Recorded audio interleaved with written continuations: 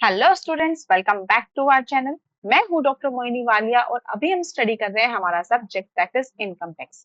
Students, अभी हम study कर रहे हैं हमारा topic that is agriculture income. Previous class में हमने एग्रीकल्चर इनकम के जो हमारे इंपॉर्टेंट कंसेप्ट थे हमने उनको स्टडी किया और उन्हीं के ऊपर बेस्ड जो हमारे थियोरेटिकल क्वेश्चंस थे, यानी कि एक कंसेप्चुअल जो क्वेश्चंस आते हैं कि हाँ जी बताइए कि ये हमारी एग्रीकल्चर इनकम रहेगी या नहीं रहेगी, हमने उन कंसेप्चुअल प्रॉब्लम्स को स्टडी किया था। आज हम इनके प्रैक्टिकल क्वेश्चंस को स्टडी करेंगे कि अगर ये एग्रीकल्चर इनकम है भी तो कितनी है। हमें एग्रीकल्चर इनकम कैलकुलेट करनी है, एक्चुअली हमारी कितनी आ रही है और नॉन एग्रीकल्चर इनकम हमारी कितने कैलकुलेट होकर आ रही है। या फिर अगर हम ये कहें कि एग्रीकल्चर इनकम अगर हमारी है भी तो उससे रिलेटेड जितने भी हमारे एक्सपेंसेस हुए हैं उनको माइनस करने के बाद at the end of transaction हमें फाइनली प्रॉफिट कितना हुआ है या हमने रेवेन्यू कितना अर्न किया है, ये सब कुछ हम आज की क्लास में स्टडी करेंगे। तो चलिए स्टूडेंट्स, स्टार्ट करते हैं आज की क्लास। स्टूडेंट, आज की क्लास आपके एग्जाम पॉइंट ऑफ व्यू से बहुत ज्यादा इंपॉर्टेंट होने वाली है, क्योंकि एग्जाम में आपको डायरेक्ट क्वेश्चन पूछा जाता है कि नेट एग्रीकल्चर इनकम बताइए। एक्चुअली आपकी लास्ट नेट एग्रीकल्चर इनकम कितनी निकल कर आई है वो बताइए। तो ये question exam point of view से बहुत इंपॉर्टेंट रहता है स्टूडेंट, तो प्लीज आज की क्लास को लास्ट तक जरूर देखिएगा। चलिए स्टार्ट करते हैं हमारा first question. From the following information, compute net agriculture income for the assessment year 2025 to 2026. Statement आपको क्या दे रखी है? सबसे पहले दे रखा है lease rent received from the land given to tenant for agriculture operation. ये आपका एग्रीकल्चर लैंड है जो आपने किसी को किराए पर दे रखा था, यानी कि लीज पर दे रखा था। ठीक है, अब वो व्यक्ति ने आपको क्या दिया है? उसका रेंट प्रोवाइड किया है। तो ये हमारा, और ये वाला जो लैंड है ये किस पर्पस के लिए यूज हो रहा है? एग्रीकल्चर ऑपरेशंस के लिए। तो भाई जो यहाँ से हमें रेंट रिसीव हो रहा है, पहली बात तो ये हमारा एग्रीकल्चर इनकम का पार्ट हो गया। ठीक है, तो अब हमें देखना है कि इससे रिलेटेड हमारे क्या क्या एक्सपेंसेस हैं जो हम इनमें से माइनस करके अपना डायरेक्ट आंसर निकाल सकते हैं। तो सबसे पहला ये हमारा क्या हो गया? ये हमारी इनकम हो गई। उसके बाद है सेल ऑफ एग्रीकल्चर प्रोड्यूस, जिसमें लैंडलॉर्ड का भी शेयर है। एग्रीकल्चर प्रोड्यूस का मतलब क्या हो गया? जो हमने एग्रीकल्चर ऑपरेशन के द्वारा जो भी हमने अपना प्रोड्यूस रेडी किया था उसको बेचकर जो हमारी अर्निंग हुई है वो ये हो गई। तो ये भी हमारी क्या हो गई? इनकम हो गई। उसके बाद हम बात कर रहे हैं payment of government tax on agriculture land. अब ये जो एग्रीकल्चर लैंड हम यूज कर रहे थे उसी लैंड पर हमने कुछ गवर्नमेंट को टैक्स भी पे किया। तो ये क्या हो गया? ये आपका एक्सपेंस कहलाएगा जो इसी ऑपरेशन से रिलेटेड है। ठीक है, उसके बाद हम बात कर रहे हैं expenses of power, irrigation, cess and farmers labour. जो हमारे इन सब चीजों में खर्चे होने वाले थे वो खर्चे भी हमारे क्या हो गए? इसी ऑपरेशनल एक्टिविटी का पार्ट हो गया। यानी कि जो हमने ये वाली अर्निंग की है इस अर्निंग को करने में ये वाले हमारे छोटे मोटे खर्चे हुए हैं, तो ये भी तो इसमें से डिडक्ट किए जाएंगे ना नेट वैल्यू निकालने के लिए। ठीक है, तो जब हम अपनी नेट वैल्यू निकालते हैं आपको ये पता भी होगा कि net value is equals to क्या होता है? Income minus expenses. जो हमारी इनकम से कंसर्न एक्सपेंसेस होते हैं अगर हम उनको माइनस कर दे तो हमारी नेट वैल्यू निकल कर आ जाती है। ठीक है, तो ये हमारे क्या है? ये उसकी कंसर्न एक्सपेंसेस हैं, इसलिए हम टोटल इनकम में से इनको माइनस कर देंगे। उसके बाद परचेज ऑफ सीड्स, यानी कि बीज अगर आपने खरीदे हैं तो सिंपल सी बात है जब तक बीज नहीं होगा तब तक प्रोड्यूस कैसे रेडी हो जाएगा? तो ये भी आपका क्या हो गया? ये भी आपका एग्रीकल्चर एक्टिविटी से ही होने वाला एक्सपेंस है, तो इस भी को भी हम एक्सपेंस की कंसिडर कर लेंगे। Tractor higher charges for agriculture operation. अच्छा जी, यहाँ पर हमने क्या किया है? इस खेती की उपजाऊ करने के लिए, यानी कि उसको रॉप करने के लिए हमें क्या चाहिए था? हमें एक ट्रैक्टर की जरूरत थी जिसको हमने किराए पर लिया। ठीक है, तो जो उसका किराया दिया गया वो भी आपका क्या हो गया? ऑपरेशनल एक्टिविटी ही हो गया। तो अब क्या करेंगे स्टूडेंट्स? अब हम यहाँ पर इनकी नेट एग्रीकल्चर इनकम को कैलकुलेट करेंगे। तो उसके लिए क्या किया जाएगा? जो हमारा लीज रेंट था वो हमने पहले लिख लिया, सेल हुई वो भी लिख ली। इन दोनों को ऐड करके ये क्या आ गया हमारा? ये हमारी टोटल इनकम निकल कर आ गई। What is it? Total income. अब इस टोटल इनकम में से हम क्या करेंगे, जो हमारे कंसर्न एक्सपेंसेस हैं उन सबको हम यहाँ से माइनस कर देंगे, whether it is power irrigation, tax, purchase of seeds और ट्रैक्टर हायर चार्जेस। हमने इन सब को यहाँ पर ऐड कर वैल्यू बाहर लिखनी 19,500, इन सब का टोटल आ गया। जब हमने टोटल इनकम में से टोटल एक्सपेंसेस को माइनस किया तो हमारी क्या निकल कर आ गई? नेट एग्रीकल्चर वैल्यू निकल कर आ गई। ठीक है, आई होप स्टूडेंट्स आपको पता चला होगा कि हम अपनी नेट एग्रीकल्चर इनकम कैसे निकालते हैं। चलिए इसको हम एक और क्वेश्चन से दोबारा समझते हैं। क्या कहता है यहाँ पर हमारा, compute net agriculture income from cultivation of land. अब यहाँ पे क्या हो रहा है, ये आपकी एक लैंड है जिसपे कल्टीवेशन किया जा रहा है। कल्टीवेशन का मतलब क्या होता है? खेती की जा रही है। ठीक है, तो सबसे पहला क्या हुआ है? Sale of produce of agriculture produce. तो यहां से जो हमारी फसल उगाई गई है उस फसल को बेचकर जो अर्निंग हुई है वो क्या हुई है? 2 लाख रुपए की हुई है। तो ये क्या हो गई? ये आपकी इनकम हो गई। ठीक है, अब उसके बाद सेकंड क्या है? Depreciation on equipment. अब ये इक्विपमेंट क्या हो गए? ये इक्विपमेंट वो है जो इस खेती को करने में आपकी मदद कर रहे हैं। जैसे एग्जाम्पल के रूप में अगर हम बात करें ट्रैक्टर, ठीक है, ट्रैक्टर लगाया गया है यहाँ पे, या फिर हम बात करें ट्यूबवेल, ट्यूबवेल भी आपका क्या हो गया? एक एसेट ही हो गई। ठीक है, अब इनको लगवाने के बाद आपने यहाँ पे इनको यूज करना शुरू किया। अब इसकी वैल्यू अगर आपकी 5 लाख रुपए है तो क्या यूसेज के बाद भी 5 लाख की रहेगी? नहीं, कुछ टाइम के बाद ये अपनी वैल्यू खोता रहेगा। ठीक है, तो उसको हम क्या बोलते हैं? उसी को हम डेप्रिसिएशन कहते हैं। तो ये जो डेप्रिसिएशन लग रहा है, जब ये वाला जो एसेट है ये आपके एग्रीकल्चर प्रोडक्शन में यूज हो रहे हैं तो उस पर जो डेप्रिसिएशन लग रहा है वो भी आपकी एग्रीकल्चर एक्टिविटी का ही पार्ट होगा।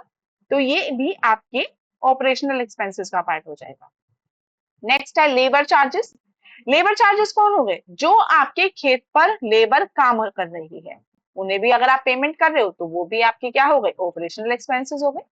नेक्स्ट है कॉस्ट ऑफ सीड्स। अभी हमने देखा ही है ना अभी कि कॉस्ट ऑफ सीड्स, जब तक हम बीज नहीं खरीदेंगे तब तक फल कैसे मिलेगा?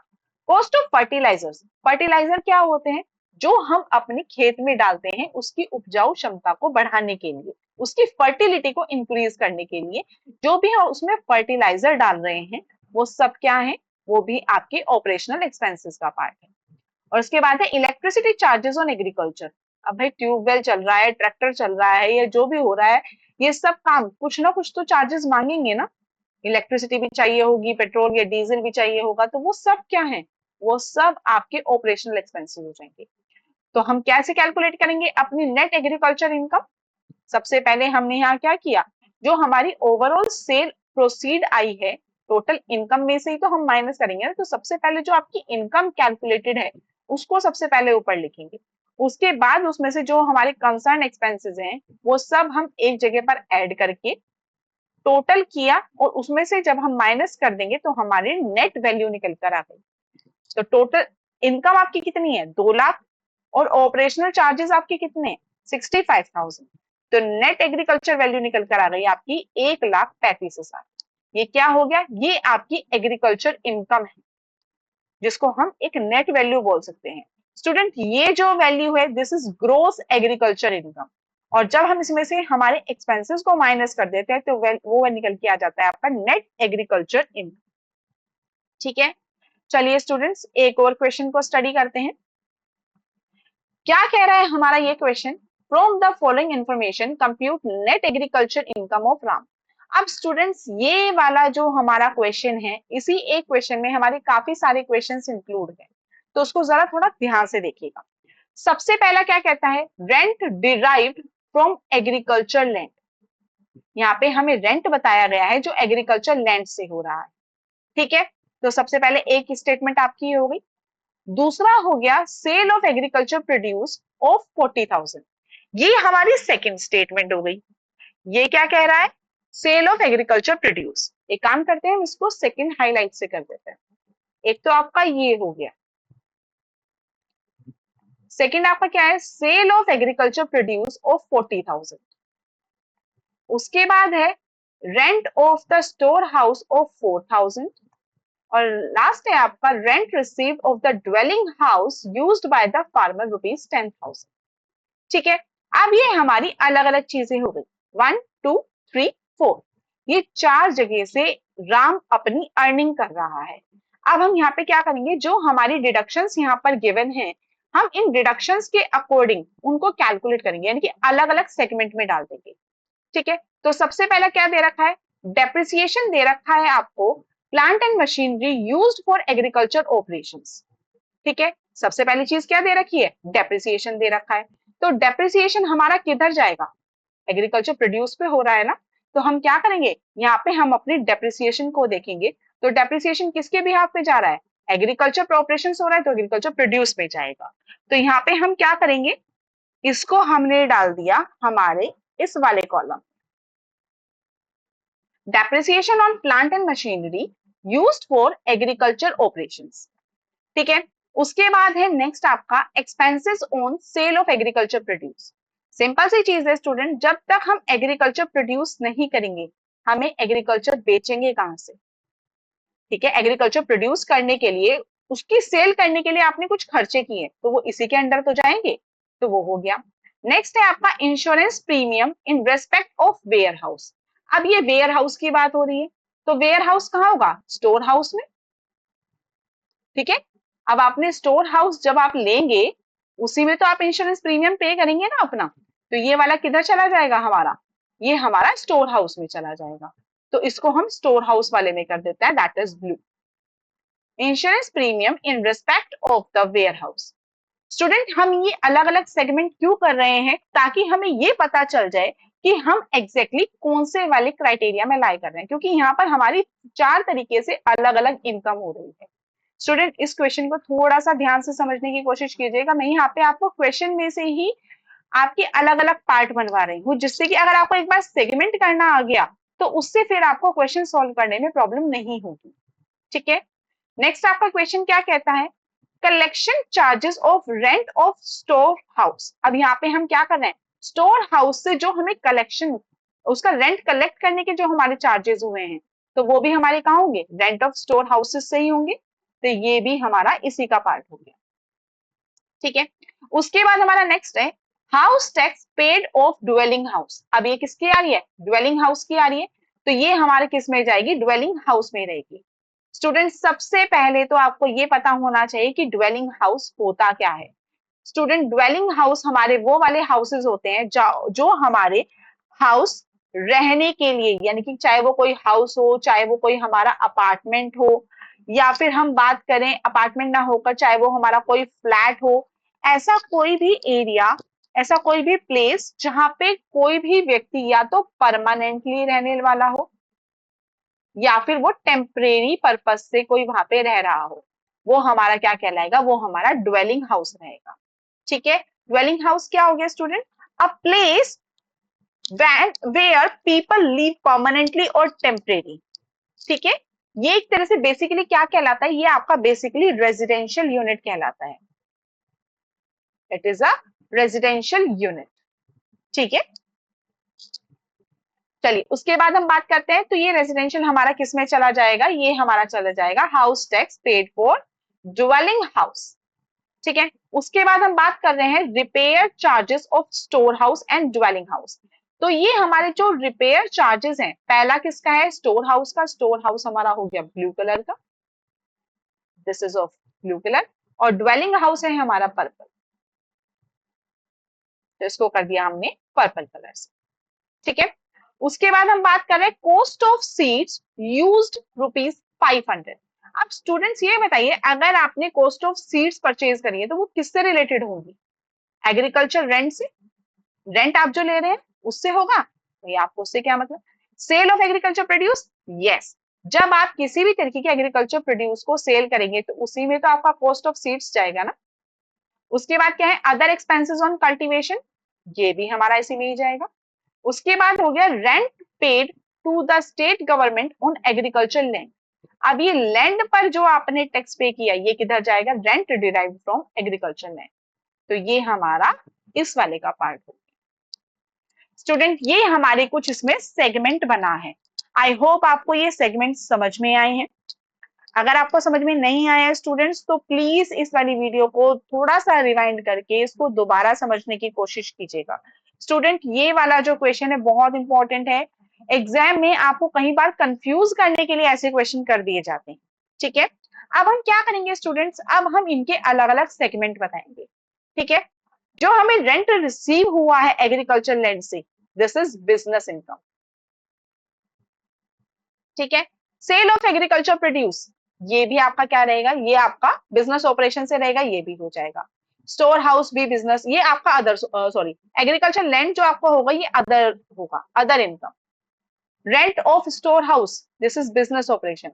एंड ये जो ड्वेलिंग हाउस है, ये स्टूडेंट मैंने आपको बताया ड्वेलिंग हाउस क्या होता है, एक रेजिडेंशियल यूनिट होती है। तो जो मैंने आपको बताया था house property, income from house property, हमने आपको 5 हेड्स पढ़ाए थे, तो उसमें से जो हमारा एक हेड है वो हाउस प्रॉपर्टी है। थोड़ा सा कंफ्यूजिंग लग रहा है ना, टेंशन मत लीजिए, एक बार इसको समझ में आ गया ना तो फिर बिल्कुल कंफ्यूजिंग नहीं रहेगा। ठीक है, चलिए इसको थोड़ा सा एक और बार ध्यान से पढ़ लेते हैं।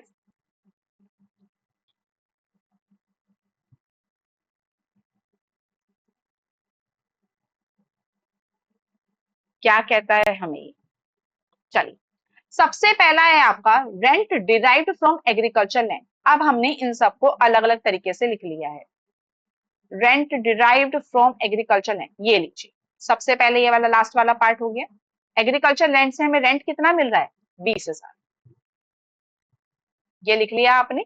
कितना हो रहा है आपको, 20,000। अब इसके बाद ग्रीन कलर आपका कहाँ है, ग्रीन कलर आपका लास्ट में है। Tax paid to the state government on agriculture land, that is 2,000। तो हमने डायरेक्ट क्या किया, 20,000 में से जब हमने 2,000 टैक्स को गवर्नमेंट को पे करने वाला हमने माइनस कर दिया, तो हमारी वैल्यू कितनी आ गई, 18,000। ये हमारी नेट वैल्यू निकल कर आई है फिलहाल। ठीक है, एक सेक्शन से। उसके बाद हम बात कर रहे हैं, नेक्स्ट सेक्शन हमारा क्या कहता है, सेल ऑफ एग्रीकल्चर प्रोड्यूस। ये किधर गया हमारा, एक हमने इसका सेगमेंट निकाल दिया, sale of agriculture produce, this one. कितना है आपका सेलिंग प्राइस, 40,000।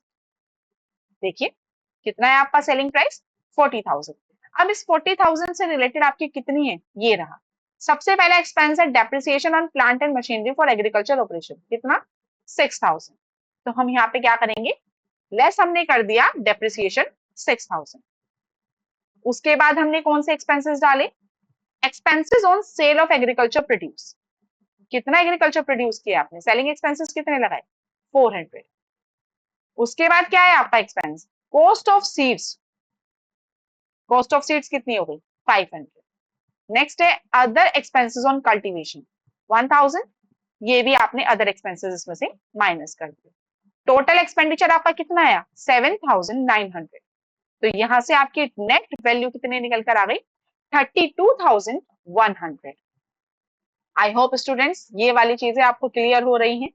अगर स्टूडेंट आपको किसी भी चीज में कहीं पे भी कोई भी डाउट होता है, तो आप हमें हमारे कमेंट सेक्शन में भी अपने डाउट्स दे सकते हैं, और साथ साथ आप हमें हमारे व्हाट्सएप पे भी कम्युनिकेट कर सकते हैं। हमारा व्हाट्सएप नंबर है 9528800313।